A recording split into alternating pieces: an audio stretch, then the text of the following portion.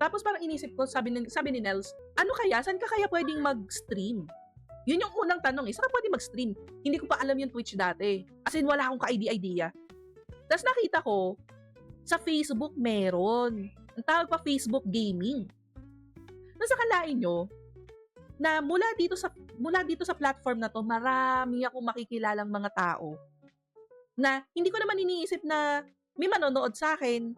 Kasi yun naman din yung mindset ko noon. Every time na nag-upload ako ng video sa YouTube, wala namang manonood nito eh. It's just, parang gusto ko lang maglaro. Meron lang akong gustong gawin. Meron lang akong magawa. Para hindi masira ulo ko. Kasi dumadaan ako sa postpartum depression. Oo, tama, postpartum depression kasi kakapanganak ko lang. Tapos pandemic, hindi ka pwedeng lumabas. Diba? Guys, alam niyo naman yung feeling nung pandemic eh. Lahat tayo hindi pwedeng lumabas. Lahat lang tayo dapat nasa loob. Wala tayong pwedeng i-meet na kahit na sino. Tayo lang. Or kayo lang pala, sorry.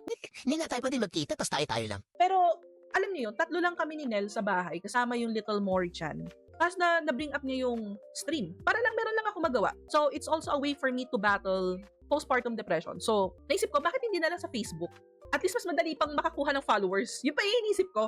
Mas madali ako makakuha ng followers kasi parang halos lahat naman ng tao nasa Facebook eh. Tapos ito pa, sabi pa dito, parang dati ito yung goal eh.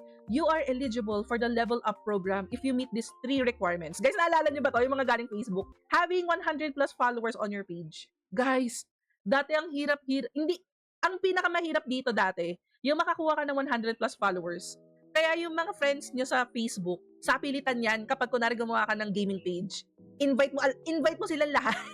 Mapipilitan sila mag-like sa'yo. Pero ang kapalit nun sa akin, alam nila nagsistream ako. So yun lang ang kapalit.